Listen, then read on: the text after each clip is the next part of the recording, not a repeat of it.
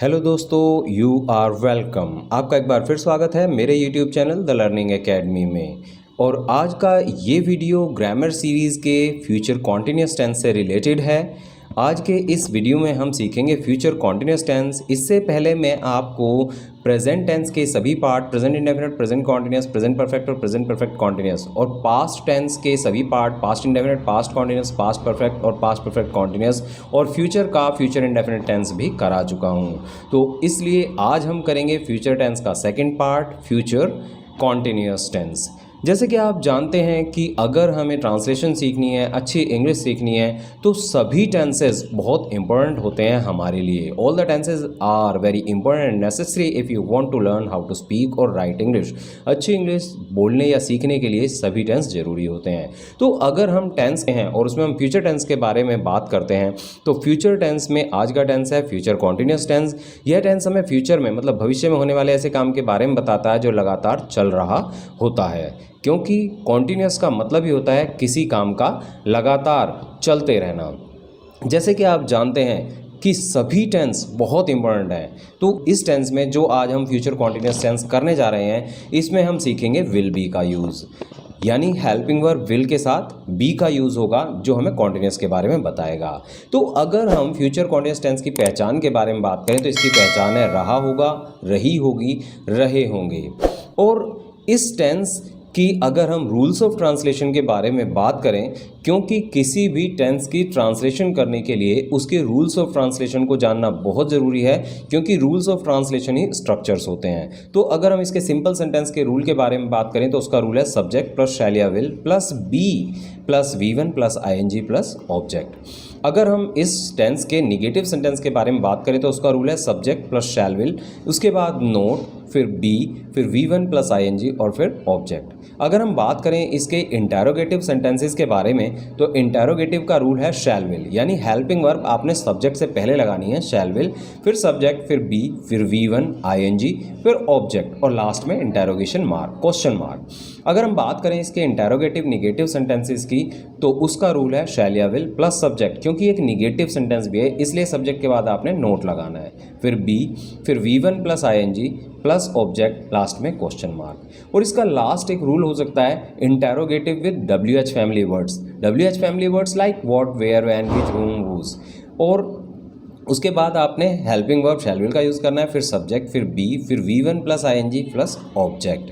अगर हम इस टेंस के नोट्स के बारे में बात करें, तो आपने वही जो पहले आप फ्यूचर टेंस में ध्यान से सीख चुके हैं, उसको ही आपने ध्यान रखना है कि आपको शैल का यूज़ आई और वी के साथ और बाकी सभी पर्सन के साथ विल का यूज़ करना है।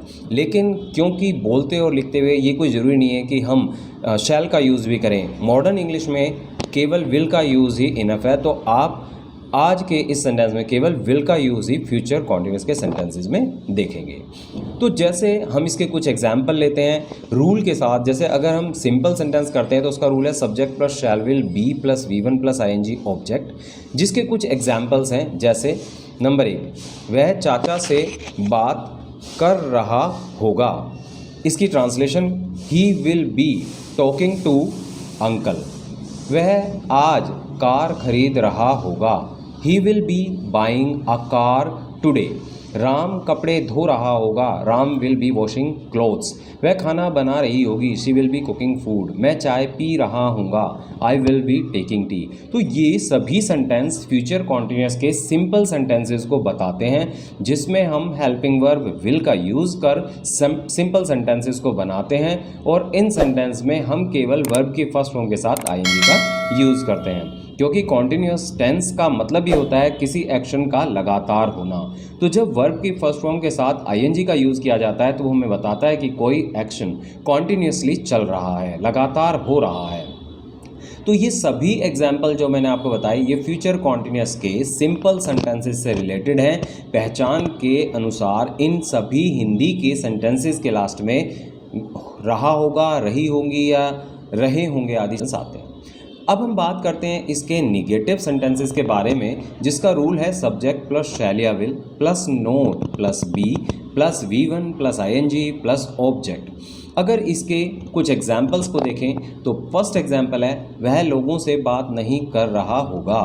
ही will not be talking to the people, क्योंकि ये एक निगेटिव सेंटेंस है इसलिए हेल्पिंग वर्ब के बाद इसमें नोट का यूज़ भी करना है। सेकंड सेंटेंस है वह आज कार नहीं खरीद रहा होगा, he will not be buying car today.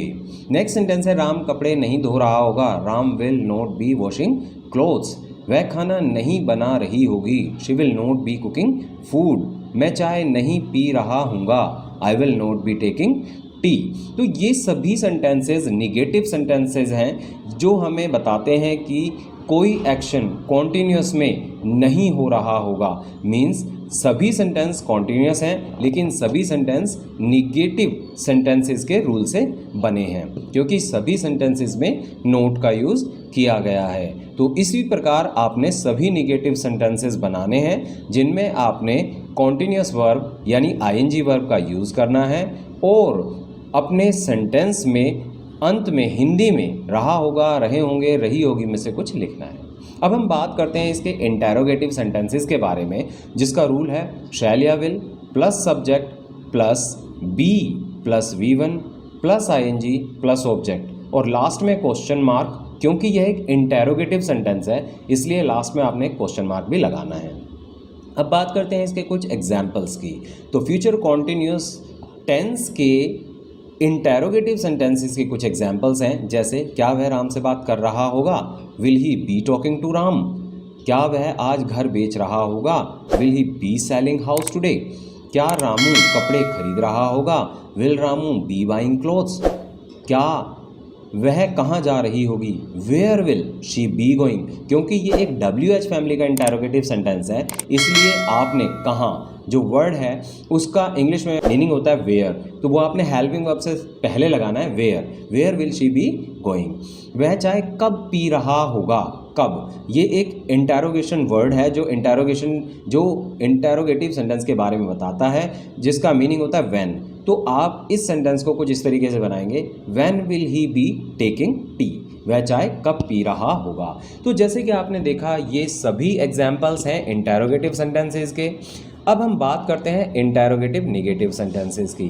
Interrogative negative sentences वो सेंटेंसेस होते हैं जिसमें क्वेश्चन भी होता है और नोट भी होता है, यानी हेल्पिंग वर्ब को आपने सब्जेक्ट से पहले लगाना है लेकिन सब्जेक्ट के बाद आपने नोट का यूज़ भी करना है। और क्योंकि ये एक इंटेरोगेटिव सेंटेंस है तो आपने लास्ट में क्वेश्चन मार्क भी लगाना है। तो इसके एग्जाम्पल्स हैं जैसे क्या वह राम से बात नहीं कर रहा होगा, will he not be talking to Ram.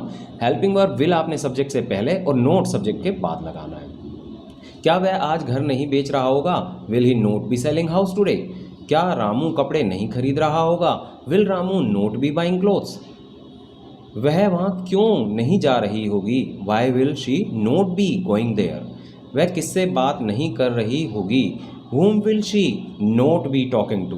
तो अगर हम इन सभी सेंटेंसेस को देखते हैं तो सभी सेंटेंसेस इंटेरोगेटिव निगेटिव हैं क्योंकि सभी में एक क्वेश्चन भी है और नोट भी है। इन सभी क्योंकि ये सभी सेंटेंसेस फ्यूचर कॉन्टिन्यूस से रिलेटेड हैं तो सभी के एंड में इनमें भी हिंदी के वाक्यों में रहा होगा, रही होंगी, रहे होंगे आ रहा होगा। और कॉन्टिन्यूस होने की वजह से सभी इंग्लिश के सेंटेंसेस में वर्ब की फर्स्ट फॉर्म में आईएनजी का यूज़ किया जा रहा है। क्योंकि ये सभी सेंटेंसेस कॉन्टिन्यूस एक्शन को बताते हैं इसलिए वर्ब की फर्स्ट फॉर्म में आईएनजी का यूज़ किया गया है।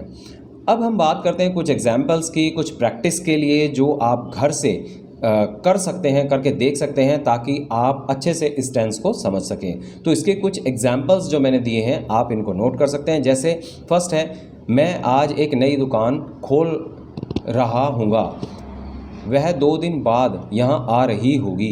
राधा नए कपड़े नहीं खरीद रही होगी, बच्चे पतंग नहीं बना रहे होंगे। रोशन क्या खरीद रहा होगा, क्या माँ राधा को डांट रही होगी। क्या खिलाड़ी मैदान में नहीं जा रहे होंगे, क्या तुम इस बारे में नहीं सोच रहे होगे। वह अगले महीने मेरे साथ रह रहा होगा, तुम खाना क्यों नहीं बना रहे होगे।